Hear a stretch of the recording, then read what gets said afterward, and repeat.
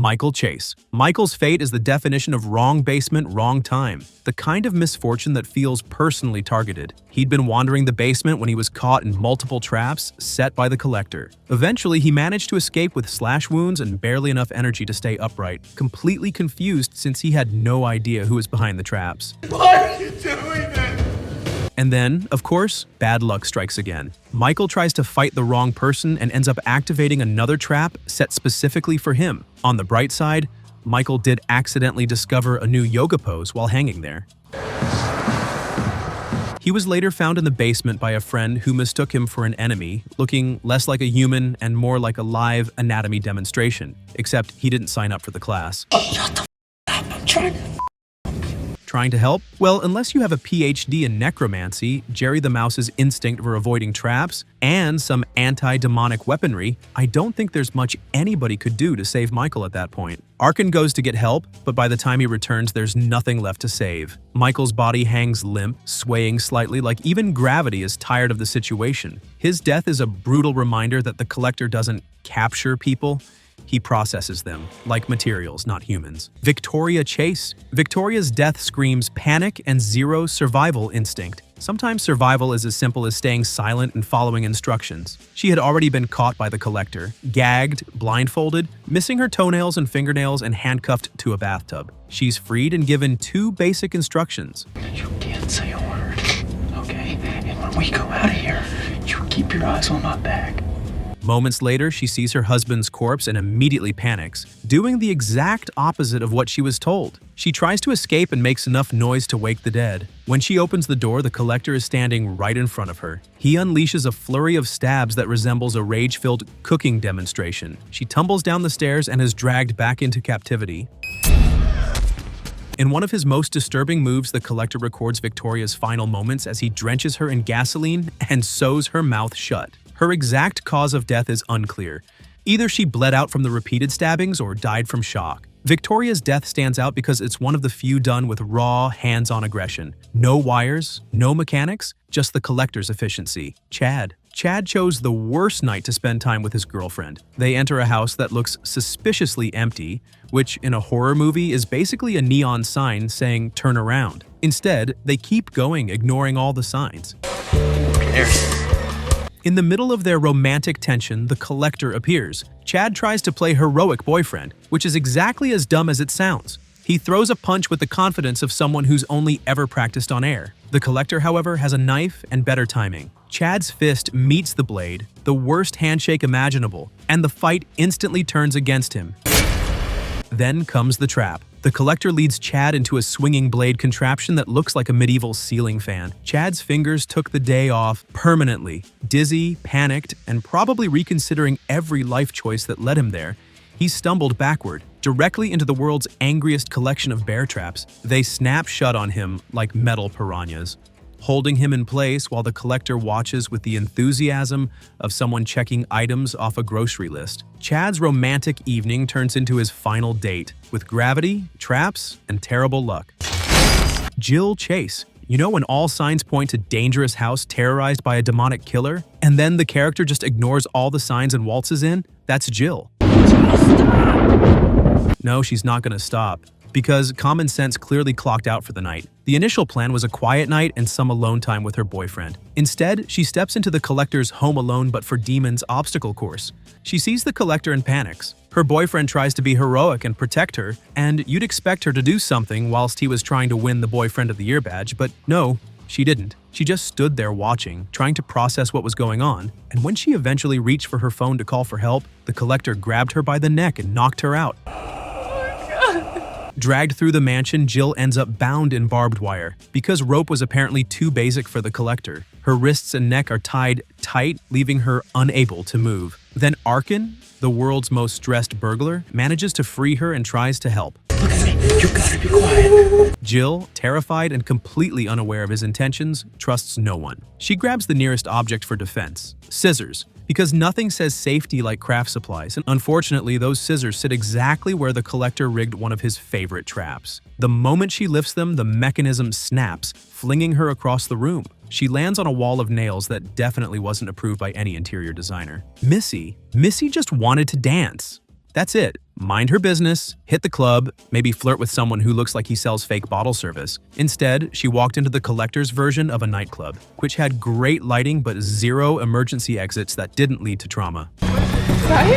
One moment she's vibing, the next, the entire club transforms into a mechanical death rave. Lights turn red, music glitches, and the place suddenly feels designed by someone who hates humanity and EDM. A metal weight starts dropping slowly, trapping Missy and several others. She doesn't realize the danger until the structure collapses faster than her weekend plans.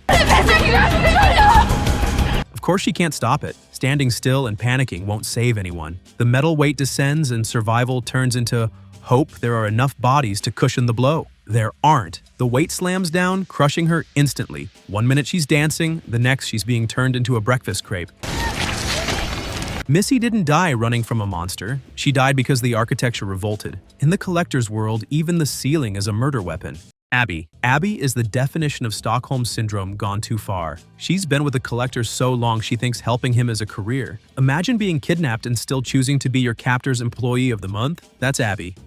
He likes me, you know. Oh, absolutely. Nothing says true love like being kidnapped, kept in a box, and emotionally terrorized. Some people get flowers, you get trauma bonding. When Arkin's rescue team storms the collector's funhouse, Abby follows them, but in the least helpful way possible. She keeps popping up like a horror NPC whose only purpose is to cause complications. Even when she tries to help, she mostly just adds stress. I'm gonna die! Eventually, she breaks away and runs straight into one of the collector's favorite traps, a box lined with spikes. She steps on a set of nails protruding from the floor and falls inside the Iron Maiden-style trap. It snaps shut instantly, skewering her from all sides and turning her into a human pincushion before she can finish screaming. It's fast, brutal, and the collector's clearest "I told you not to touch that" moment. Josh came to the club to dance and kiss his girlfriend, not to star in Will It Blend Human Edition. But the collector wasn't hosting a party. He was running an industrial massacre disguised as nightlife. When the thresher machine drops from the ceiling, the club turns from dance floor to human blender. Josh is caught in the center of the chaos, still trying to understand why the DJ booth suddenly resembles a slaughterhouse. He tries to run, but the machine spins across the room. The rotating blades shred everything in their path. Josh doesn't stand a chance. He's sliced apart instantly, turning from person to confetti before he can even comprehend what's happening. It's arguably the fastest death in the franchise, if being turned into airborne particles counts as fast. Brian is one of the luckiest and unluckiest victims in the nightclub. When the rotating blade system drops and chaos erupts, most people are shredded instantly. The dance floor becomes a stampede of panic. Brian, however, activates pure survival mode. No warnings, no heroics, just self-preservation. The kind found in people who hoard shopping carts. He shoved everyone aside like he was clearing a path to the bar during happy hour. Even when he spotted his buddy Josh mid-groove, Brian didn't even think about giving any warning. He just kept going, laser-focused on saving exactly one life, his own. He slips on a mix of spilled drinks and sweat, and by sheer luck the blade only clips his finger instead of turning him into confetti. For one moment, he truly believes he cheated death. But the collector doesn't do second chances. When Brian crosses paths with Elena, he refuses to answer her questions. And karma delivers. He meets a knife-related ending that proves a simple truth. Slipping may save you once, but stupidity always catches up.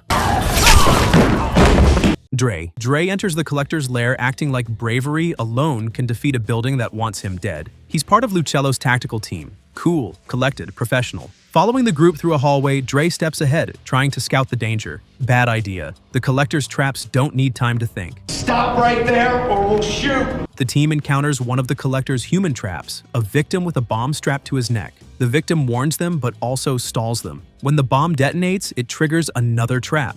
Metal spikes shoot from the walls with sniper precision. Not random stabbing, targeted, intentional, like the walls themselves were aiming for vital organs.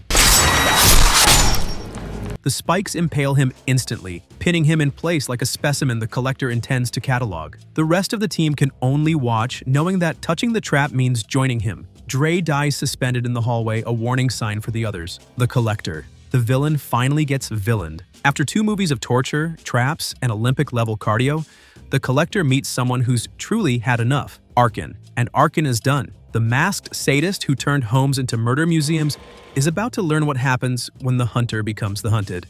Come on, I'd love to have a piece of you. In the final showdown, the collector tries his usual routine. Disappear, reappear, stab, trap, repeat. But Arkin flips the script. He drags the collector into the furnace room. For once, the monster is the one panicking. The collector battles both Lucello and Arkin. Fists, knives, everything. But he no longer has the upper hand. Arkin eventually throws him into a basement filled with bodies and gasoline and sets the place ablaze. Flames engulf the chamber, swallowing everything. The boogeyman of two films dies screaming behind steel and fire. Or maybe not. Arkin doesn't find a body and isn't satisfied. He tracks the collector to his home and discovers him alive. Killing him wouldn't be justice enough, so Arkin traps him inside the same box the collector used for his victims.